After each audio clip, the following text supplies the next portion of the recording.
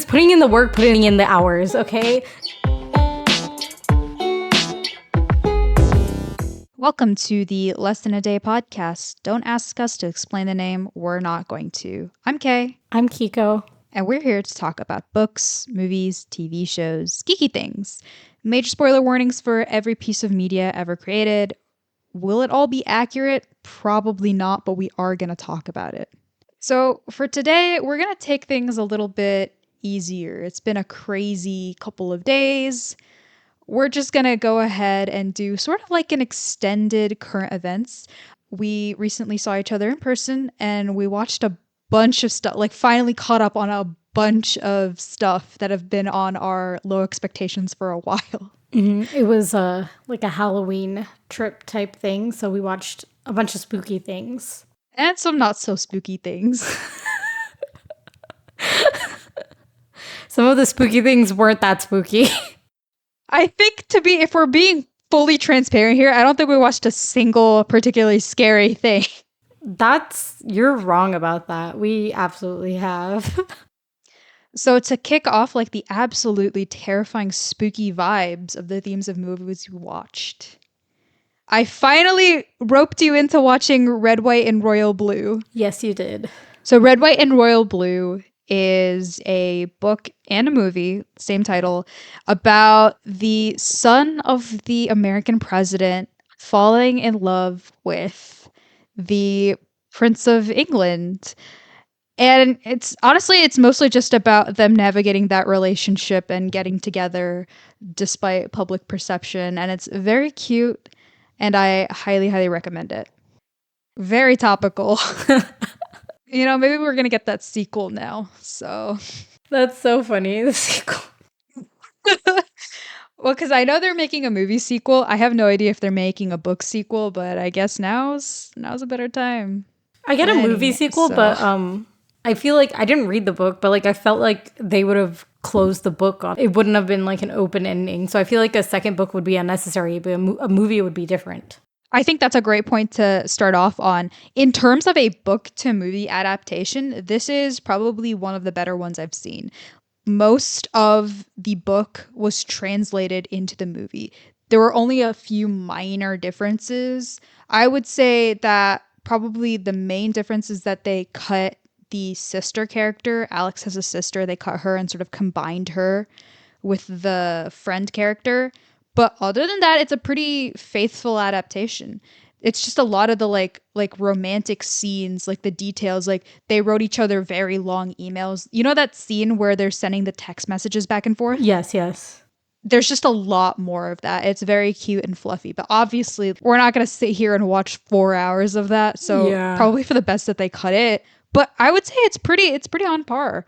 And so the ending, where they ended the movie, is also where they ended the book. So if they are making a sequel to the movie, theoretically, I don't see a reason why they couldn't do a sequel to the book. Yeah.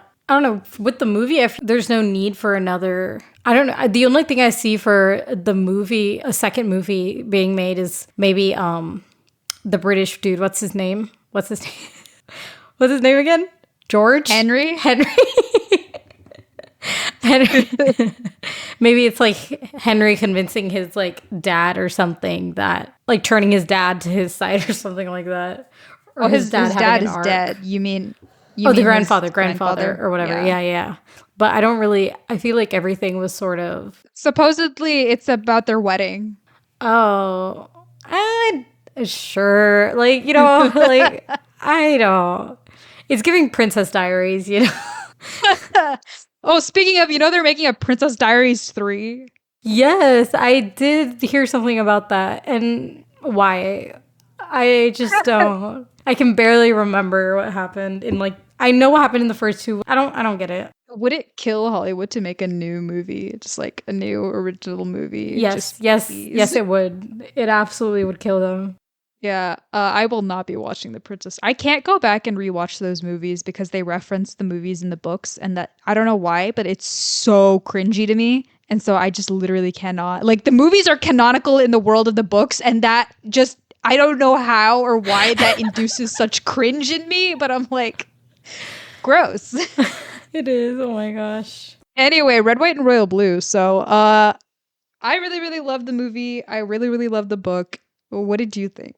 I liked the movie. Yeah, I think it met my expectation for what it would be, and I think it did well for what it is. Like a rom-com, a cute rom-com. But I wouldn't say like it blew me out of the water. I think for me, it was just really refreshing to see what felt like an actually developed romance, like a believable romance for a change. I feel like it's been a really long time since I watched a rom com and like bought that the characters loved each other, not because the plot told them that they needed to. Yeah, yeah.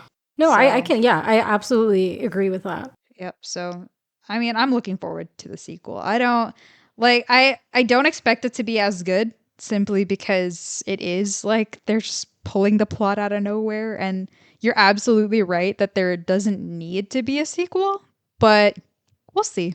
I think if the sequel came out, you would probably watch it immediately, but you would probably rewatch it when I'm watching it for the With first you. time. Yeah. Like I would watch it with you. Like if I were to guess what the plot for the sequel would be, I would say that probably something that gets really brought up in the books but doesn't so much in the movie because obviously they don't have time for it is that Alex is super invested in politics and wants to be a politician. And so I think it just is probably downplayed as compared to the book because in the book it's a pretty big plot point for his character development because he goes from being sort of like all in and feeling like he has to do everything on the schedule and like running head first into slowing down a little bit. That's just part of his character development. So I would guess that it's going to be about the conflict of being married to British royalty while also wanting to be an American politician. I don't logistically, how would you even do that? Yeah. Like, Honestly, it would make more sense for what's his name again, Henry, to move to the U.S. rather than like it just doesn't make sense like any other way because it's not like he for holds sure. any sort of important position politically. He would fully have to pull a Prince Harry, I think. Oh yeah, absolutely. Which I mean is working out great for him, so maybe. But that would have to be the conflict, right? I don't know what else you would possibly make it about. Yeah, definitely. Yeah, I wouldn't watch it unless I watched it with you guys. Wow. Okay. I'm just not like invested in a sequel, you know? It's not that I Yeah, didn't I like get it. it. I just don't care for a sequel. But I don't really watch rom-coms either. So like Oh, well, that's there's the also difference. yeah. I've only really watched rom-coms with y'all. I seriously love rom-coms. Like, I do want to get into them cuz I miss so many references. oh, buddy. Okay. Well, if we have time for it, do I have a rom-com current event for you later? Buddy. All right, I'm ready. I think we could probably move on to the other big movie we watched. Yes. I don't know how much we have to say about it, but Oh man.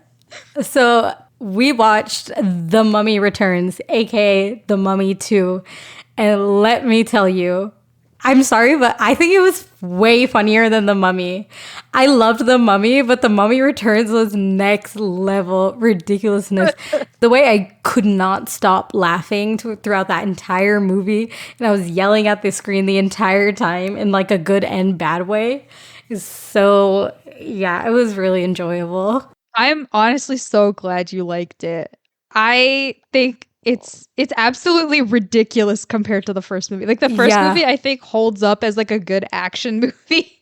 And the second movie is just like The second movie is so fucking it good. feels like everybody writing that movie had to have been high. Like And like it produced really great results, so I'm not complaining. why were they all reincarnations of Egyptians? Why? I know, right? Like it just doesn't What make logical sense. Brendan Fraser being the chosen one is so confusing. I'm like, where the fuck did that come from? The Scorpion King is so irrelevant. It's like No, what? look, Dwayne was on that fucking movie poster, right? And I was looking forward to Dwayne's appearance. And Jesus Christ, you know, like I just Oh my The god. CGI. Oh my, don't even talk about it. It was like the Lara Croft video game CG, like animation in that live action. It just didn't make it was not coherent at all in terms of visuals. Yeah, that honestly made it almost even made it better funnier, for me. yeah. Like, it's so unserious. And that kid is probably the best, like, I think, kid in a movie. yeah, I think I said that too. That kid's got to be like one of my favorite kid characters in almost any movie. Because usually I really do not give a shit about the kid. Yeah, because they're usually just there and screwing things up. But this kid, he kept the plot going. He put his bestest in, okay? Yeah. He was putting in the work, putting in the hours, okay? Dwayne didn't put in that work in those hours. It was this kid, okay? Yeah. Anyway, this movie is a classic, so... but you brought up something in the middle there that I completely forgot about that we do need to talk about, and that's Lara Croft. I completely forgot about that too, even if I found it. So we did, because you had been bringing it up like as the low expectation, I think, either last episode or before. We did watch the first episode together. And I think people need a cold bath. You know, they need to be more woke. They need to get with the times. What is with steel? I just basically, what do I even say about it? Okay, so for like the most basic context, I think that if you're a fan of the games, like maybe you would enjoy the show. I have never played the games. I've only ever watched like the Angelina Jolie movie. I think that a problem that I know has been in the gaming community is the core concept of Lara Croft being that she's stealing from indigenous people. Like the same way that people criticize Indiana Jones, where he's like, it belongs in a museum. And it's like, does it though? Or does it not belong to you? Like, hence the name Tomb Raider, right? Yeah, truly. And so when the show starts off with her killing the indigenous protectors of this artifact. No, it's not that she kills them. It's that her like uncle or her dad's friend or whatever wants to steal that artifact. And at first, Lara's a bit hesitant about it. And then like the protectors of that artifact come to do their job as they are rightfully doing so because it belongs to their people. And he just straight up shoots them because they're not letting him have it. The point being still that they're murdering like innocent people. Yeah. To take something. Yeah, if anything, Laura and whatchamacallit, the uncle or whatever, deserves to die. Care. Yeah, basically do not care. That Ross? uncle dies. Huh?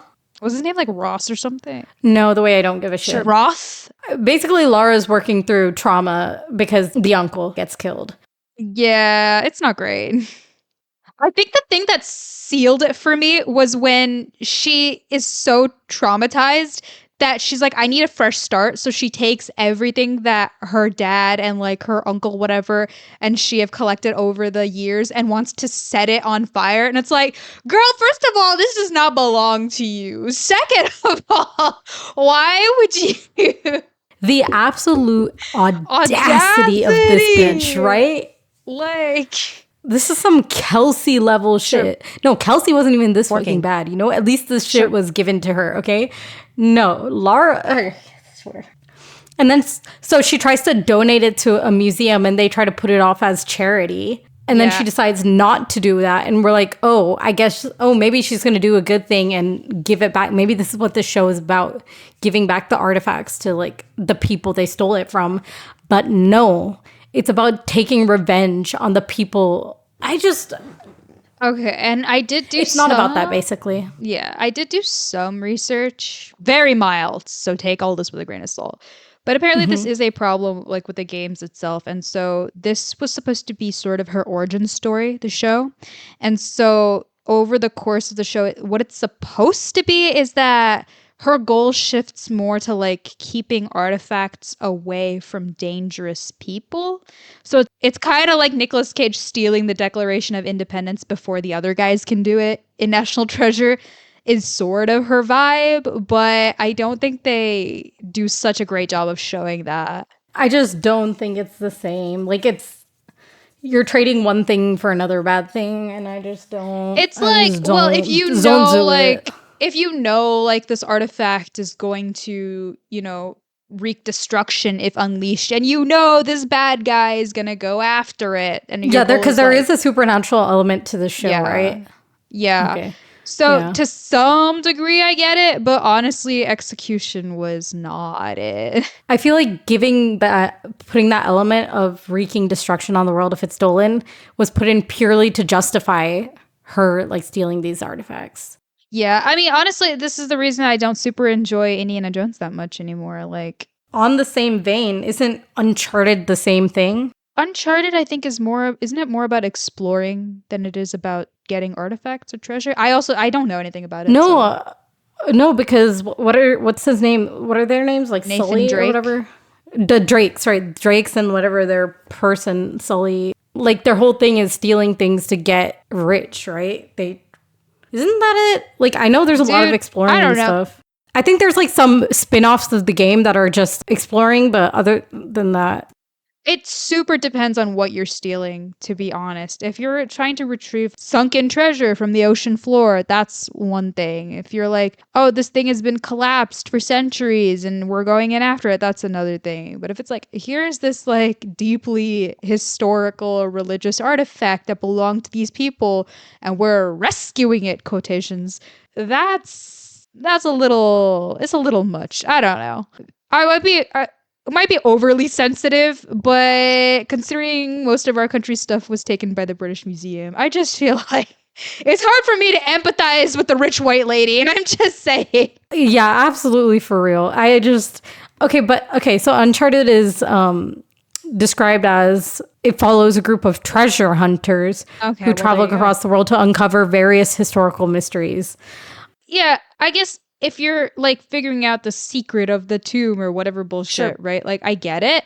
I think there's a way to do it where if it's just about recovering so it's open to the general public, I think that's okay. If it's about taking the artifact back to your rich mansion or giving it to the British Museum, that's where it starts to get a little weird. I just feel like they could have changed the source material if they wanted to, if they were so concerned about keeping it faithful to the original or some bullshit. Sure. Yeah, honestly, you should know better now. Being that into a show in this day and Yeah, age you should know better. and like not addressing any of that is crazy. Are we hypocrites though for being okay with the mummy but not with Lara Croft? Look, the mummy's built different. That gold was cursed anyway. I think we also yelled at them in like when we were watching the movies, to be fair. I don't know. I just feel like it's iconic enough to overlook, but that was made like what, 20, 30 years ago. Lara Croft has no. It is wrong. And I think I do remember like yelling at them in the movie for stealing that Scorpion King's bracelet. Yeah, it's like it doesn't belong to you, but It's whatever. I think it's so goofy that like I just don't. it's hard to take it seriously. Like Lara Croft was trying to be this like dark, serious thing, and it's like, okay, buddy, you just tried to set like someone's history on fire. Like, Yeah. And also another thing is that in The Mummy, they're fighting off people who want to come after it for evil intentions. They're not killing the people who are protecting it, except for like in The Mummy, they didn't know and stuff. But yeah, but Lara Croft does not do that. no. I will say on a plus side though, Lara is so hot in the animated show. Like, Oh my god, damn, her fits do be eating. You know, like damn. that gala outfit does eat. No, all of their fits ate. Even that dude, the tech dude, like his white suit, like come on. Yep. Okay. But speaking of animated shows, I think we're finally going to fulfill on actually talking about a low expectation that we had. For the first time in forever, truly. We finally committed and watched season 3 of Vox Machina together. I think we watched the first 6 episodes separately and then caught up on the last 6 together. And what a ride. What a ride. So what was your overall impression? Number one, so much darker than the other seasons, in my opinion. No, that Things checks out. went wrong. Okay, things went so wrong, y'all. We were in the trenches the entire time. I think I really liked this season.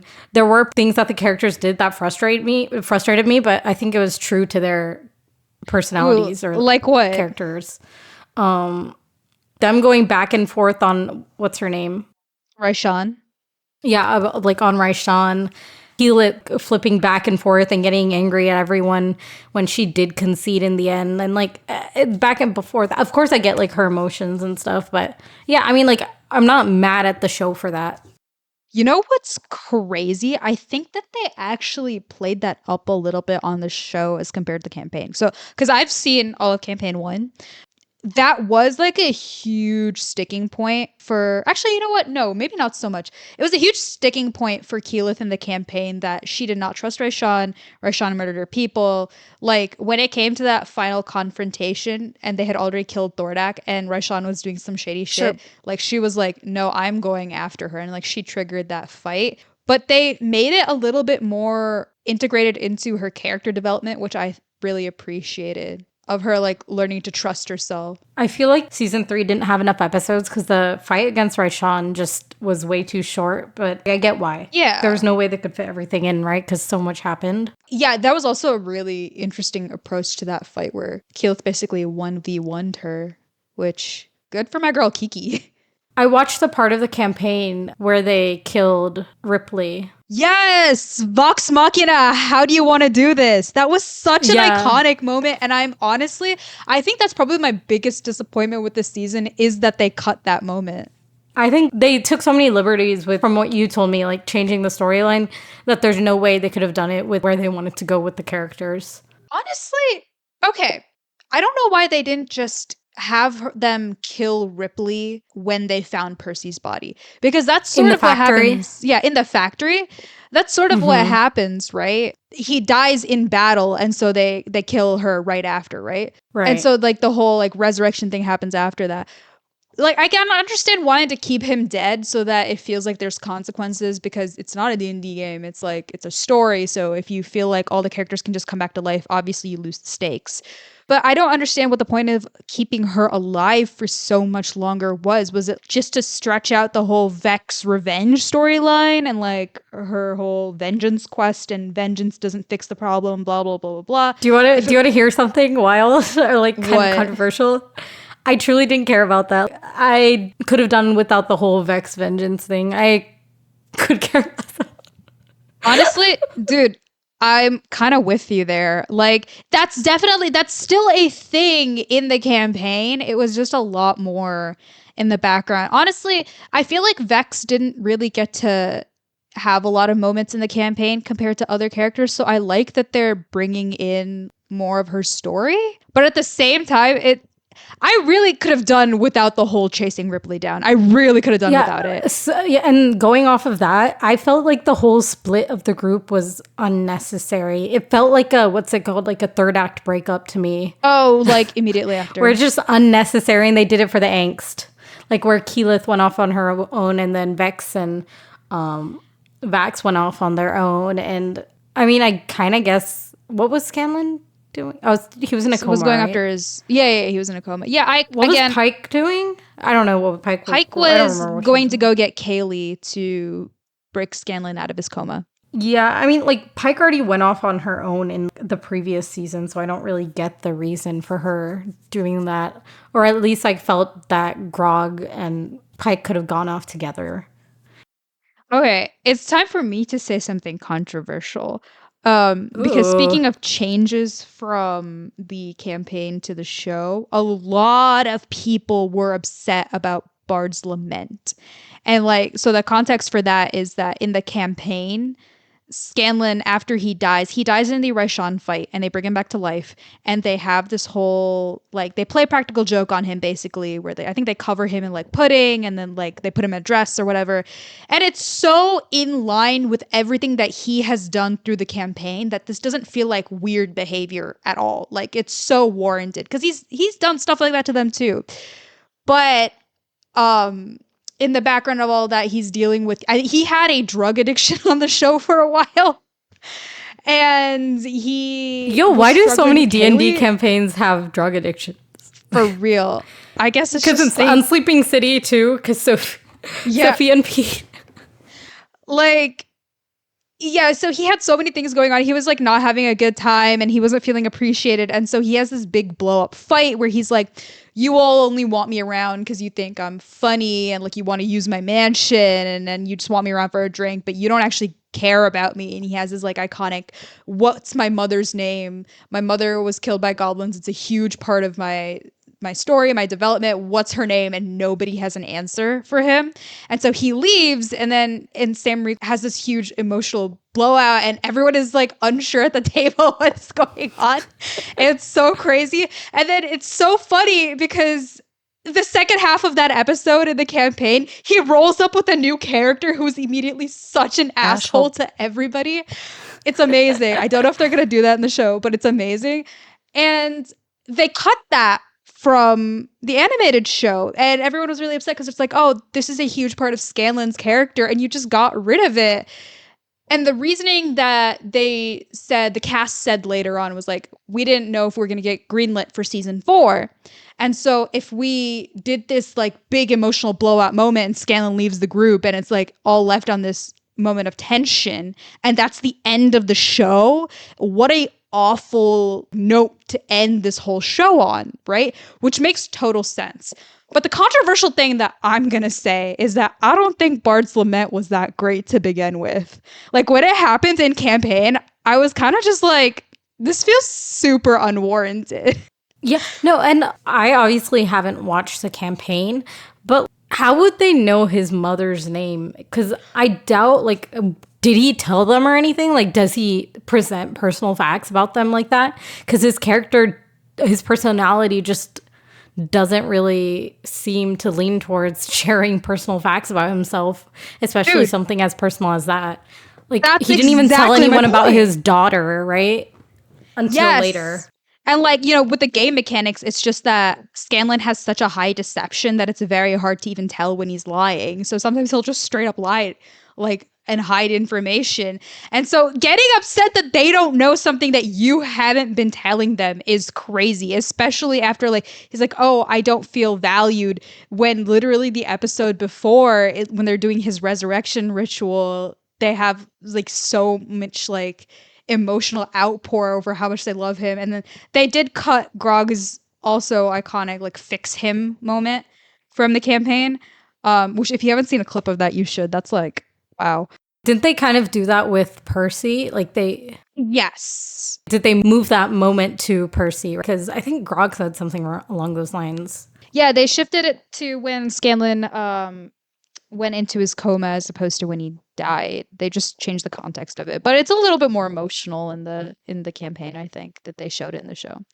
I think changing it to just him leaving peacefully is for the best. I just do. And he already left in the middle of, not the middle of a campaign, but he sort of separated from the group in the middle of an episode anyways. So it just doesn't make sense for him to be leaving so many times when he's already done so a couple of times, I think, in the season itself, just trying to be with Kaylee.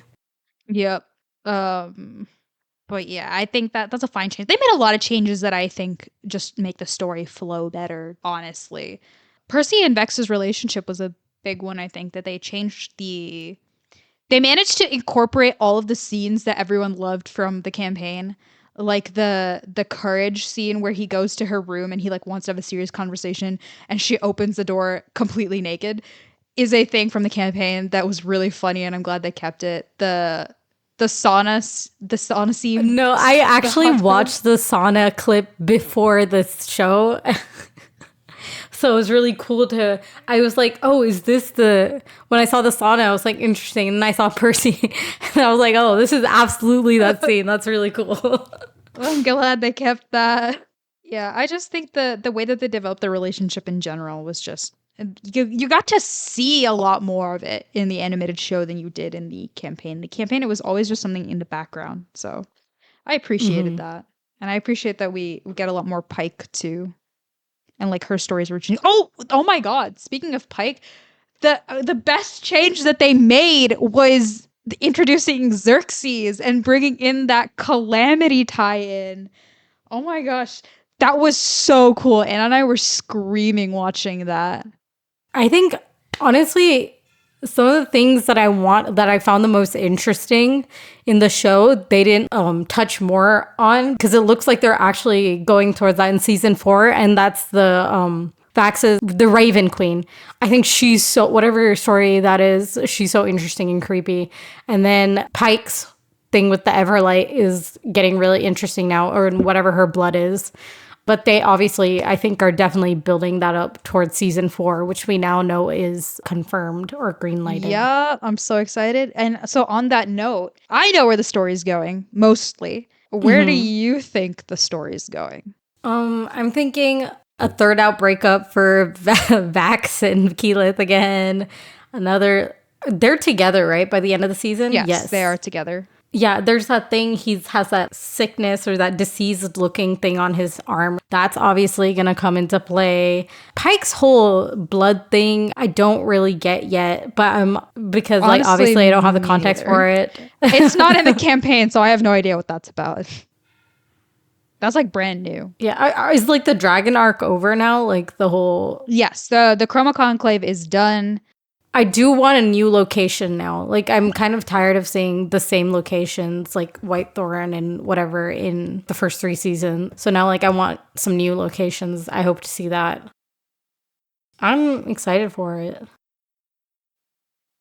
Okay. I think you're going to be probably surprised. So I always am. it's also really funny seeing the story play out, especially knowing like how it's going in campaign 3 right now, because they're playing all 3 characters at the same time, which is really fun. I have not caught up with campaign 3. I don't know if I'll ever catch up, to be honest. Anyway, Yeah, I think we have to move on now. yeah, we are moving on. Like I said, this is our current events episode, so like what else have you been checking out without me? Girl, so Catch me up. many things. And by so many things, I mean mainly NADPOD. But honestly, if we're on the topic of D&D anyways, just a brief like thing. I am nearing the end of Dimension 20's Burrow's End. I initially dropped it because I didn't think it was for me. And then I picked it up again and it's so good. It's so good. Yeah, really loving it. I think I'm on like the second to last episode now. And then Misfits and Magic season 2 is so fucking good. It is so good. Like it is so chaotic. It is so much more chaotic than season 1. And it's so much more wild. It's really good. And then I finished Shriek Week, which was good. I have mixed feelings about Shriek. Yeah, I'm okay. It was all right, but I think the players didn't really go with the DM's intentions, so that's why it worked out the way it did. But it wasn't bad or anything. Yeah. It was like funny. So yeah, I enjoyed myself while watching it. And that's it for D&D current events. Do you want to switch to your like other current events so it's not just me talking? Okay. So update. I think we're probably going to be doing a lot of just really quick manhwa updates now, I think. Mm-hmm. I mentioned last time that I was reading Saving My Sweetheart. I did finish that. Mm-hmm. I'm going to say, wait, have you finished it? No, but I did want your 2 cents on whether or not I should pick it back up again. Because I think I did drop it purely because I was waiting. I still think it's good. I think that, okay, the plot is interesting enough, and it gets to a point where like the romance does like takes a back seat even to the plot, which is crazy for a manhwa. But it gets to this point where the main character becomes so OP that it's simply not enjoyable to read for me. A little bit. Near the end, it honestly got to the point where I wasn't necessarily rooting for the bad guy to win, because the villain of that is really sucks. But it got to the point where the main character was so like always winning that I kind of wanted to see her lose. Like, I don't know, especially because she was such an underdog to start off. And you're honestly, like, the middle part is really cool because you really don't know if she's going to make it or not. But by the end of it, it's a little much. It's a little power of lovey. And there's like a trope in there that I really don't like, but I don't want to spoil it because if you do read it. No, actually go ahead and spoil it for me because I highly doubt I'm going to be going back to it because I don't think I care enough to finish it because there's so many right now that good. It is good though. Okay, maybe I will finish it. Wait. It's worth the read. I think the end drags on a little long. I don't like the way that they ended it. And it honestly got to the point where, you know how I said last time that I thought that even though their relationship was very like sappy, it was sort of warranted. It got to the point by the end where it was just simply too sappy. Like I couldn't take it. I could not give a shit about whether they got together or not. Question. I mean, they were going to end up together, right? But question. How many chapters is it? I think it's like 129. Interesting. I'm on chapter 69. Yeah, you could finish it. Yeah, I could finish it. Yeah, like maybe I will finish it and tell you my thoughts on it. But it's definitely not on my like top ones that I want to catch up with. It's not bad. I found it a little, it's so weird to say boring, but I did find it a little boring near the end. Mm-hmm. I don't know. I was just a little bit underwhelmed considering how good the first season was. Yeah, fair. I think a lot of manhwas end up in that type of thing too. Yeah, maybe I will. I think I probably will finish it. It's not that much compared to like what I've been reading, right? In terms of length. I want to speak on For My Abandoned Love. And it is a manhwa about this person who's isekai'd into this fan of a webtoon or whatever or a story that's isekai'd into that world. And in that world, the main character, the female main character, like has two love interests, obviously, and picks whatever the main love interest. And the second male lead like commits suicide or tries to commit suicide. And so our isekai person tries to take revenge on the female lead. And it's brother, it's not great.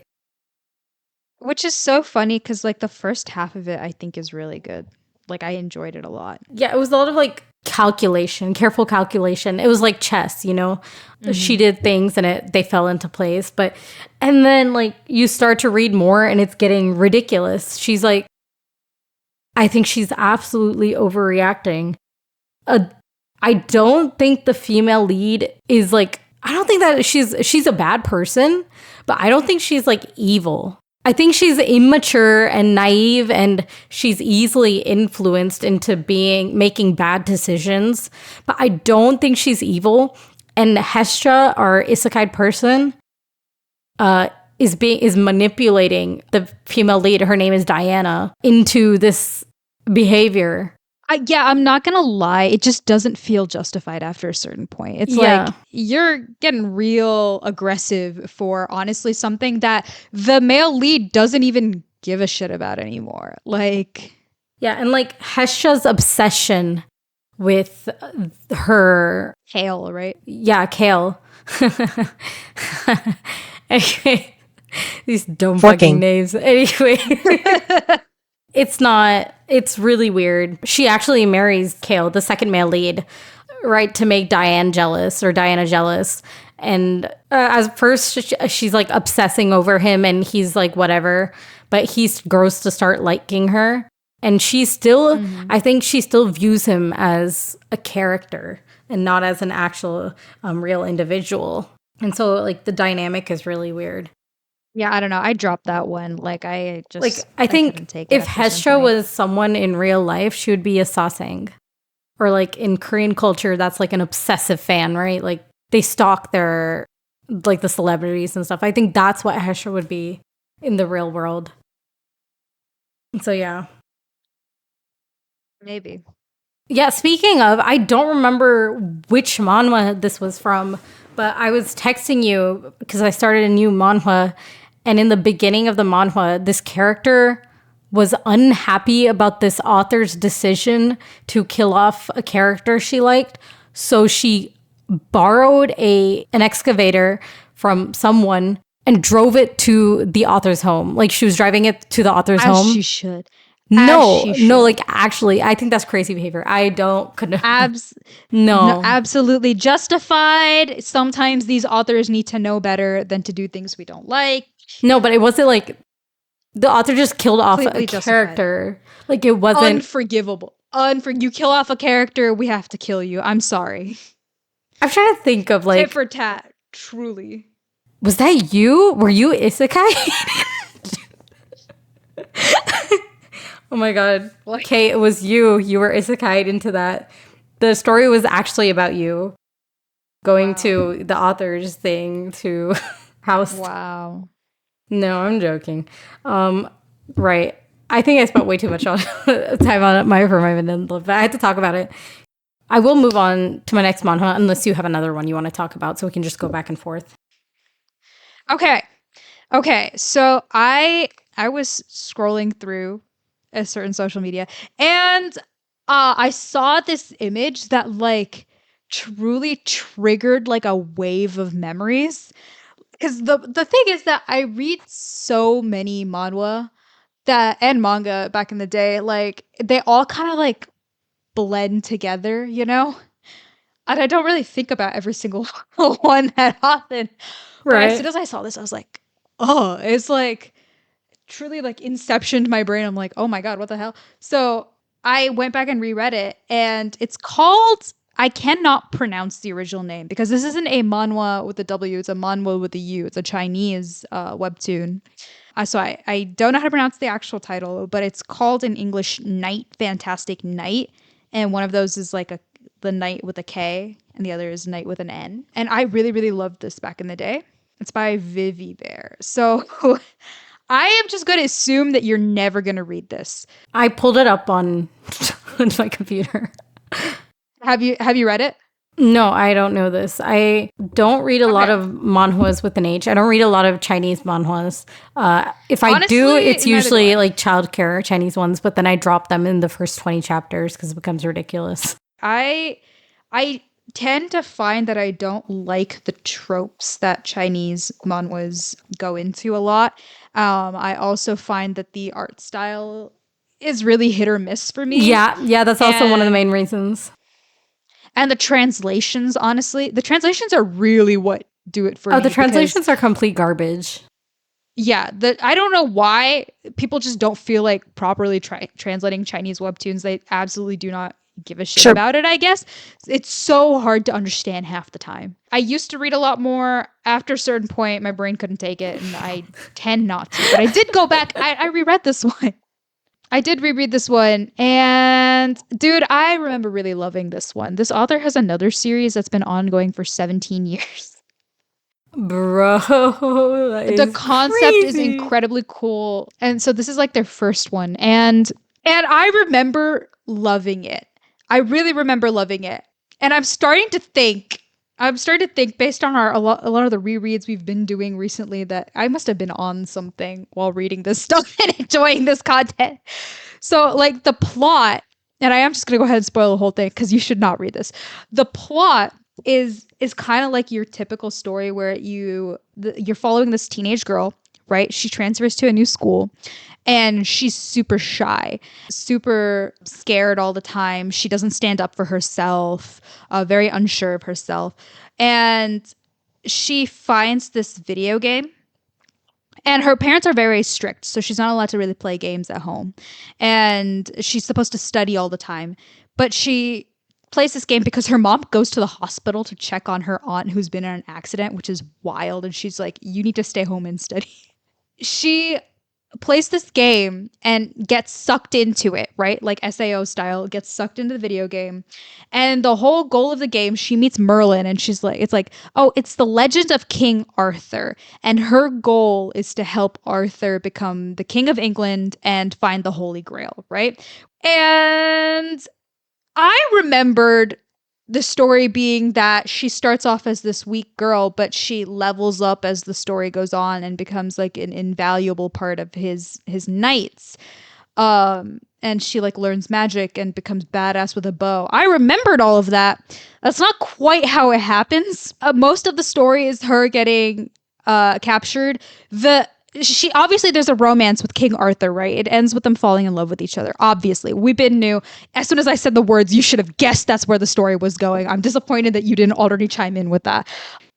But I remember it being very sweet. It's not sweet.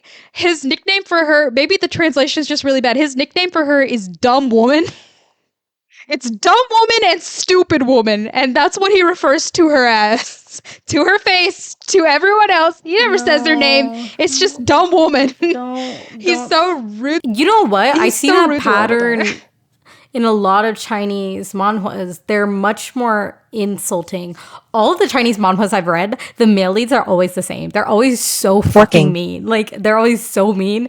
And I'm sorry, they're almost always the same. Like, they always have dark blue hair.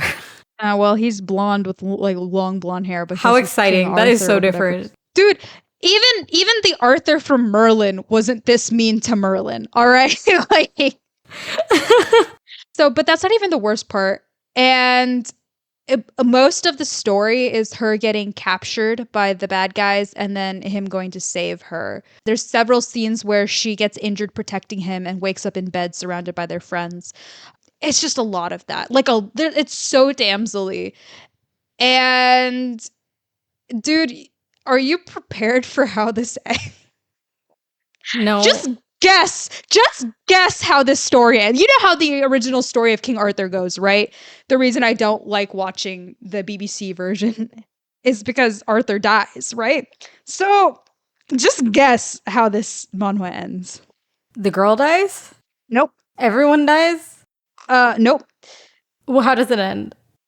Okay. I told you that she gets sucked into the video game, right?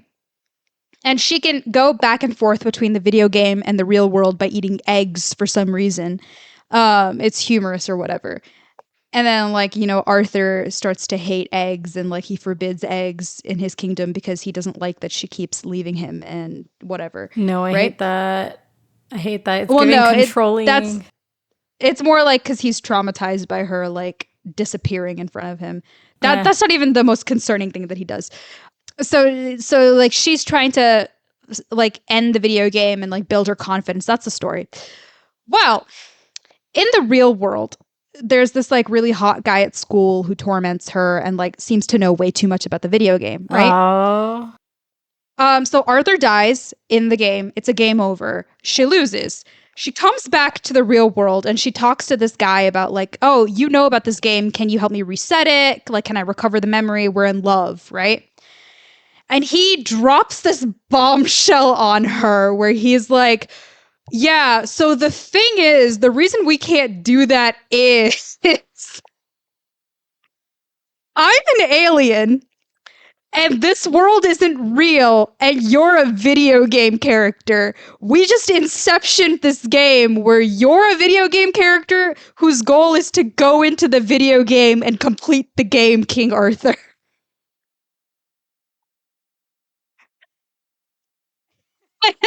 Dude, what? He's like, you're an NPC, actually. And I'm the playable character playing this hot guy at school. And the whole conflict is that the original creators of the game was the character she meets in the video game world, Merlin. He falls in love with the Lady of the Lake and keeps restarting the game because the Lady of the Lake does not love him back. And so he's trapped in the game, like, eternally trying to fall in love with her.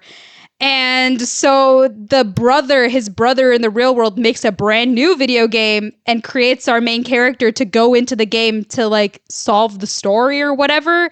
So to get his brother out. I'm really unclear about. That is so cool. That is so cool bringing an NPC to, like, breaking the fourth wall for the NPC. Like, that is so cruel. But it doesn't make any sense. Like, how does that make sense? Who the fuck Why knows? is she the NPC? She's supposed to be the main character going into the video game. And why would you make a character who goes into another game? Like, none of it makes any sense to me. And I don't know, it ends with him breaking Merlin out somehow, and then they reprogram the game so all the characters exist in her world. But she is still an NPC. I guess she just has sentience. I don't. That's so Look, mean. Don't bring a. I That's so mean. Why would you bring? I don't know. We thought it was isekai, but it was not isekai. Ignorance is bliss. It was like it was just sci-fi. It was straight sci-fi. I don't know, dude. It's a complete mind fuck. And That's dumb. this story is really bad. This story is really bad. I don't Yeah. remember why I loved it. Don't read it. I'm sorry to say your taste wasn't great. Okay, that is unacceptable for you to like that. The really devastating thing is that there's another series by this author that I haven't read in a long time, and it's actually, I remember it also being really good, which is a red flag because this was not good. It's about like this tea shop where they go back into the past, like they have customers come in and they have like some sort of problem, I think, and then they go back into the past to try to resolve their problem. Through past lives or whatever. I don't fully remember it. I remember that it's like devastating. All the stories are really emotional, but I don't remember it. And now I'm scared to go back and reread it. Honestly, I'm scared to like reread a lot of manhwas. Like I cannot. I'm gonna shut up now. That was an incredible story in so many ways. I just don't understand why we went the direction that we went. It was like all for nothing. And for what? Truly, and for what? That's like the equivalent of being like, it was a dream the whole time. No, I was about to say, like, it was a dream the whole time, like, for one of your plot twists, but I was like, no, that cannot be. And it kind of was. It kind of was.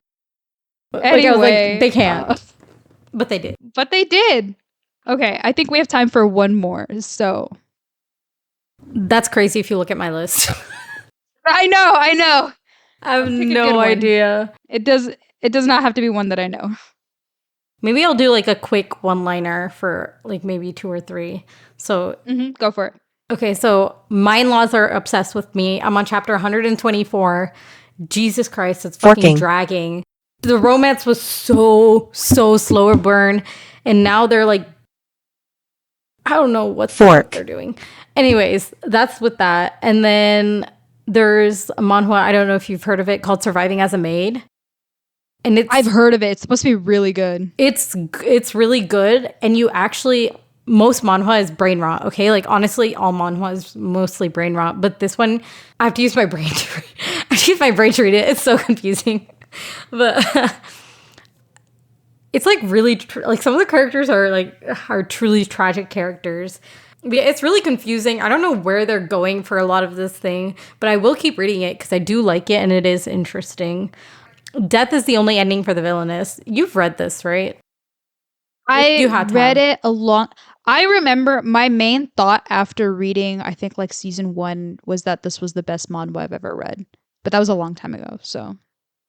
Yeah, I kind of like lost interest in it. I mean, we're reaching sort of like an end of a certain arc, and I'm not really sure what they're going to do about it.